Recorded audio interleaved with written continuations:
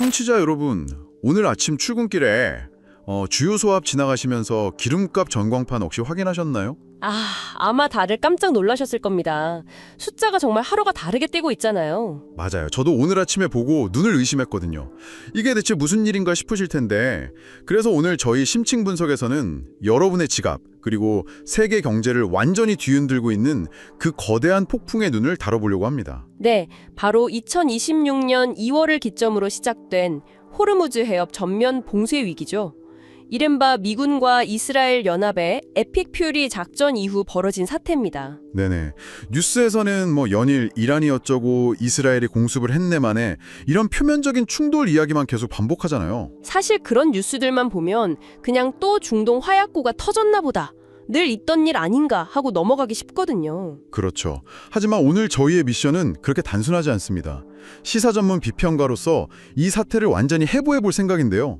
오늘 책상 위에 자료가 정말 산더미처럼 쌓여 있습니다. 네, 한국경제연구원 최신 브리프부터 시작해서 킴즈 해양전략연구소 안보 뉴스레터, 그리고 국제관계 분석센터인 에어센터의 방대한 보고서까지 전부 가져왔죠. 맞습니다. 저희가 이 방대한 자료들을 하나하나 교차 검증해 보면서 찾아낸 진실이 있거든요.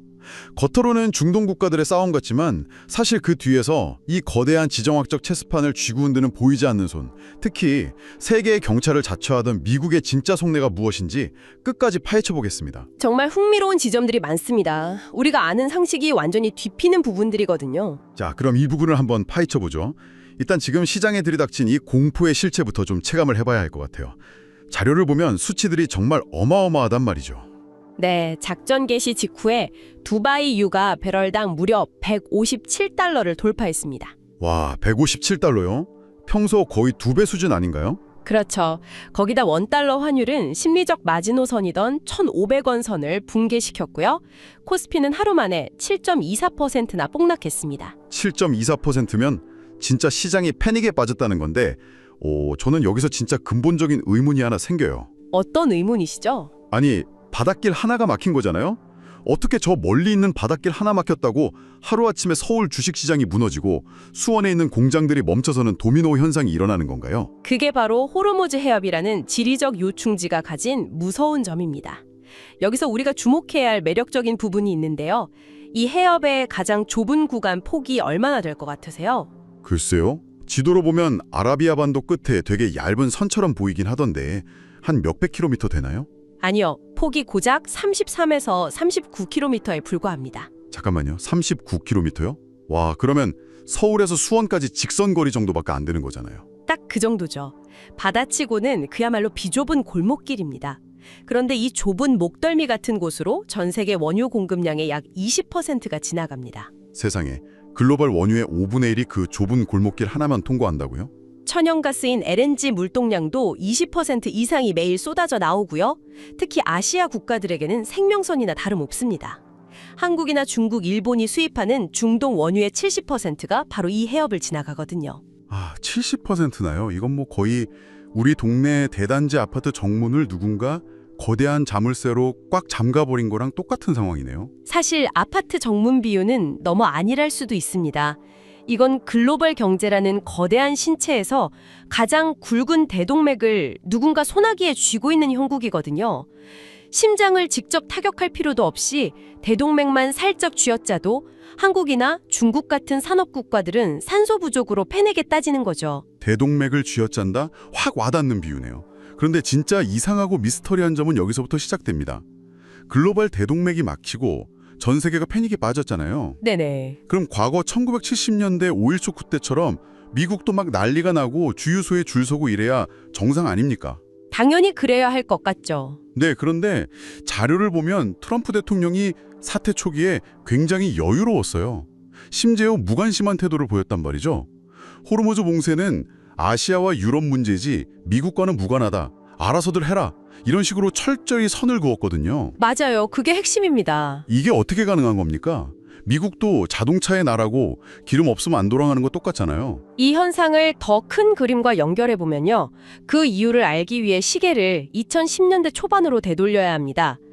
세계 에너지 지형을 근본적으로 뒤바꿔버린 거대한 사건, 바로 미국의 셰일 혁명 때문입니다. 아, 셰일 혁명 뉴스에서 되게 자주 듣긴 했는데 그 땅속 바위 틈에서 막 기름을 짜낸다는 그 기술 말씀이시죠? 네, 맞습니다. 쉐일이라는 게 진흙이 뭉쳐진 퇴적암인데 그 미세한 바위 틈에 엄청난 양의 천연가스와 석유가 갇혀 있었거든요.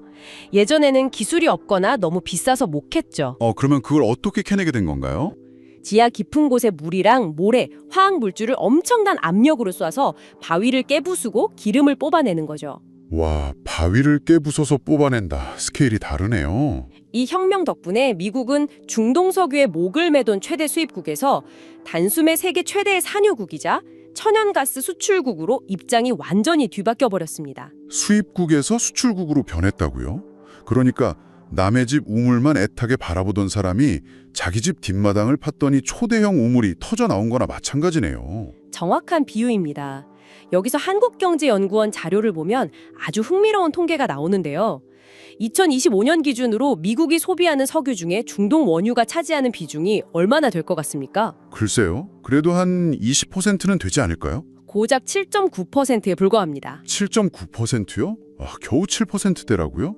그럼 진짜 중동에서 기름이 한 방울도 안 들어와도 미국 경제는 돌아가는데 아무 지장이 없다는 뜻이군요. 그렇습니다. 그래서 미국은 더 이상 중동의 에너지 인질이 아닌 거죠.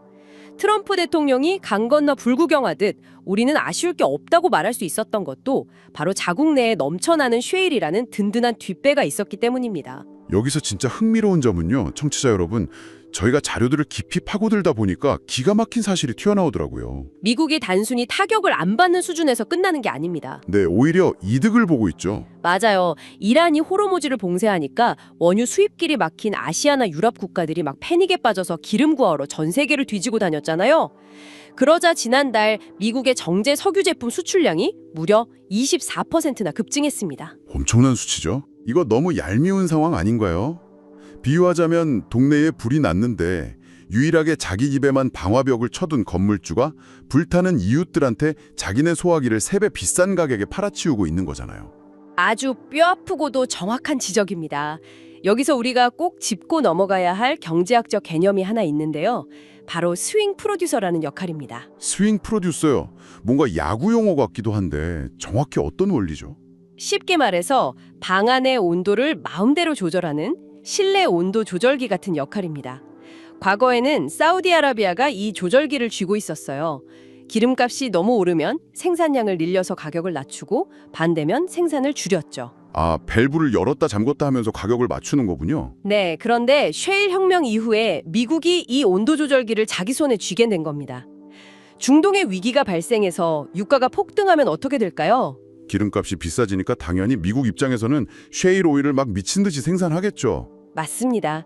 채산성이 좋아지니까 생산을 늘리고 그 비싸진 기름이 부족한 아시아나 유럽에 팔아서 막대한 이득을 챙기는 완벽한 구조가 완성된 거죠. 와, 완전히 이해가 가네요.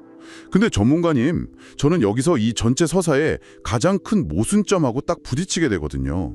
어떤 모순이죠? 분명히 미국은 아쉬울 게 없다, 알아서들 해라 이렇게 나왔잖아요. 그런데 갑자기 며칠 전에 태도를 180도 바꿨습니다. 세계 최강의 미 해군 항공모함 전단에 이지스 구축함까지 호르무즈 해협에 싹 다 밀어넣고 전면 봉쇄 절차를 직접 주도하겠다고 폭탄 선언을 했단 말이죠. 기뢰 제거 작전까지 돌입했고요. 네, 상황이 급변했죠. 아쉬울 게 없다던 사람들이 왜 갑자기 남의 동네 골목길에 군대를 파견해서 길을 직접 통제하고 나서는 겁니까? 앞뒤가 안 맞잖아요. 바로 그 모순의 질문을 던지는 순간 우리는 이 사태의 진짜 이면에 접근하게 됩니다. 며칠 전이었죠. 1979년 이슬람 혁명 이후 무려 46년 만에 성사됐던 미 이란 최고위급 대면 협상이 처참하게 결렬됐습니다. 네네, 뉴스에서 크게 보도됐었죠. 그 직후에 미국이 꺼내든 전면 봉쇄 카드는 이란 해안을 통제하고 이란 선박 통행을 막고 또 이란이 다른 나라 선박들한테 걷어들이던 통행료 징수를 불법으로 규정하는 내용이었습니다. 겉으로만 보면 이란의 자금줄을 완전히 끊어버리려는 군사작전이나 경제제재처럼 보이는데요. 그렇죠. 겉보기엔 그렇습니다. 하지만 에어센터 등 방대한 국제관계 분석 자료들을 종합해보면 전문가들은 하나같이 입을 모아 말합니다. 이번 봉쇄의 진짜 타겟은 이란이 아니다라고요. 잠깐만요. 이란이랑 협상이 깨져서 봉쇄를 했는데 타겟이 이란이 아니라고요? 그럼 대체 누구라는 겁니까? 바로 호르무즈 해협을 통해 원유를 가장 많이 빨아들이는 최대 고객, 중국입니다. 아, 중국이요? 결국 이 모든 게 미중 패권 전쟁의 연장선이라는 거군요. 정확합니다. 중국은 세계 최대의 에너지 수입국이고 그 막대한 양의 원유를 중동, 그러니까 호르무즈 해협에 절대적으로 의존하고 있습니다. 미국은 이란을 제재한다는 명분을 완벽하게 챙기면서 동시에 미 해군의 힘으로 호르무즈의 밸브를 탁 틀어준 겁니다. 와, 밸브를 틀어지었다. 이건 중국을 향해서 우리는 언제든지 너희의 경제 대동맥을 완전히 끊어버릴 수 있다는 가장 날카롭고 치명적인 협박 메시지를 던진 셈이죠. 총칼 같은 무력이 아니라 에너지로 적국의 숨통을 조이는 아주 고도의 패권 전략입니다. 근데 여기서 한 가지 짚고 넘어갈 게 있어요. 아무리 중국을 압박하고 싶어도 그렇지 이 해협이 막히면 아까 우리가 얘기한 것처럼 한국이나 일본 같은 미국의 핵심 동맹국들도 다 같이 피를 보게 되잖아요. 네, 피해가 엄청나죠. 미국이 단지 베이징의 숨통을 조이겠다는 이유 하나만으로 자기들의 가장 든든한 동맹국들 경제까지 붕괴시킬 위험을 감수한다고요? 이게 상식적으로 이해가 좀 안 되는데요. 그 지점이 바로 국제정치의 가장 냉혹한 현실을 보여주는 대목입니다. 청취자 여러분, 수십 년간 미국이 전 세계의 바다를 통제하면서 내세웠던 가장 중요한 가치가 뭔지 아십니까? 바로 항행의 자유였습니다. 항행의 자유요? 누구나 평화롭게 바다를 통해서 무역을 할 수 있게 미 해군이 지켜주겠다. 이런 약속이었죠. 맞습니다. 그런데 지금 미국은 패권 유지와 자국의 에너지 이익을 위해서라면 자신들이 만든 그 규칙조차 언제든 깨버리고 바닷길 자체를 무기화할 수 있다는 걸 전 세계에 선언한 겁니다. 아, 듣고 보니 정말 무섭네요. 그렇다면 동맹국들이 입을 타격을 뻔히 알면서도 아니 오히려 동맹국들의 피해를 일종의 방패나 담보로 삼아서 중국을 압박하는 카드로 쥐고 흔든다는 거잖아요. 유감스럽지만 자료들이 분석하는 현실은 딱 그렇습니다. 실제로 프랑스나 일본 같은 동맹국들이 지금 어떻게 하고 있는지 아십니까? 어떻게 하고 있죠? 미국만 믿고 가만히 있다가는 자기네 산업이 다 멈추게 생겼으니까 살기 위해서 이란이랑 몰래 개변 협상을 시도하고 있습니다. 이른바 철저한 각자 도생의 길로 접어든 거죠. 와, 진짜 각자 도생이네요. 자, 청취자 여러분, 제가 이 대목에서 여러 국내외 시사비평가들이 던지는 아주 매섭고 뼈아픈 비판을 하나 짚고 넘어가야겠습니다. 네, 중요한 포인트죠. 오해하시면 안 되는 게 지금 저희가 방송에서 반미 감정을 부추기거나 어떤 특정 정치적, 외교적 입장을 대변하려는 게 절대 아닙니다. 오늘 저희가 분석하는 KMZ 해양전략연구소나 전문 시사 분석가들이 도출해낸 이 차갑고 냉혹한 지정학적 결론을 있는 그대로 전달해 드리는 거거든요. 맞습니다. 저희 개인의 의견이 아니죠. 네네. 전문가들은 현 상황을 두고 딱 이렇게 평가합니다. 미국은 우방이 아니라 철저한 장사꾼이다. 도덕적으로는 엄청나게 비판받을지 몰라도요. 국가의 생존과 이익이 우선하는 현실주의 국제정치에서는 너무나 날카롭고 정확한 통찰입니다. 자유무역의 수호자, 세계의 경찰이라는 타이틀은 이제 빛 좋은 개살구에 불과하거든요. 껍데기만 남았다는 거군요. 네, 겉포장을 한꺼풀만 벗겨내면 그 속에는 철저한 자국 우선주의와 글로벌 에너지 패권을 절대 놓지 않으려는 거대한 경제전쟁의 민낯이 숨겨져 있는 거죠. 자, 미국과 중국이 글로벌 무대에서 4차원 체스를 두는 건 이제 확실히 알겠습니다. 그럼 이제 다시 우리의 현실로, 당장 내일 우리의 출근길과 통장 잔고로 시선을 돌려보죠. 네, 이 대목은 매우 중요한 질문을 던집니다. 결국 고래들의 싸움인데 우리 같은 새우들은 정확히 어디가 어떻게 터지게 되는 겁니까? 이게 단순히 주유소 기름값이 오르고 배달비가 오르는 수준의 문제가 아니에요. 이 사태가 장기화되면 한국의 GDP 성장률은 0.8%포인트 하락하고요. 소비자 물가는 2.9%포인트 상승할 전망입니다. 물가가 3% 가까이 오른다는 건 서민 경제에는 직격탄인데요. 더 심각한 건 대한민국 경제를 떠받치고 있는 심장, 바로 반도체 산업이 직접적인 타격을 받는다는 점입니다. 반도체요? 아니 중동에서 원유가 안 들어오는 거랑 수원이나 평택에 있는 반도체 공장 라인이 멈추는 거랑 도대체 무슨 상관관계가 있는 거죠? 반도체를 석유로 만드는 건 아니잖아요. 여기서 헬륨이라는 아주 중요한 원자재가 등장합니다. 헬륨이요? 우리가 아는 풍선에 넣는 그 헬륨 가스요? 네, 맞습니다. 반도체를 만들 때 초미세 공정을 위해서 극자외선 노광 장비를 쓰거나 웨이퍼 가공을 하면 엄청난 열이 발생하거든요. 이걸 식히기 위해서 극저온의 헬륨가스가 필수적으로 사용됩니다. 아, 열을 식히는 냉각지 역할을 하는군요. 그런데 이 헬륨이 어디서 나오느냐? 천연가스를 채굴할 때 부산물로 나옵니다. 전 세계 헬륨 공급의 약 30%를 카타르가 차지하고 있죠. 잠깐만요. 카타르? 카타르 역시 중동 국가이고 카타르 수출 선박이 빠져나와야 하는 바닷길 역시 호르무즈 해협이잖아요. 정확히 보셨습니다. 호르무즈가 닫히면 카타르의 헬륨 수출길도 꽉 막혀버리는 겁니다. 헬륨뿐만이 아니에요. 화학산업에 쓰이는 브롬 같은 핵심 소재들의 공급망이 연쇄적으로 붕괴될 위기에 처합니다. 와, 이거 정말 소름 돋는 나비 효과네요. 에너지를 넘어서 대한민국의 핵심 수출품을 만들어낼 근본적인 재료 자체가 끊기는 거군요. 중동에 39km짜리 바닷길 하나가 막혔을 뿐인데 며칠 뒤 대한민국 반도체 공장의 셧다운으로 이어지는 구조인 거죠. 그러니까요. 그럼 대체 이게 청취자분들께 무슨 의미일까요? 지금까지 우리는 안보는 미국의 우산 아래 쏙 들어가고 에너지는 중동의 값싼 원유망에 기대서 제조업 중심의 고속 성장을 아직 편하게 누려왔습니다. 네, 그게 기존 시스템이었죠. 그런데 오늘 자료들의 분석을 하나로 깨어보니까요. 청취자 여러분, 정말 뼈아픈 문장 하나가 떠오릅니다.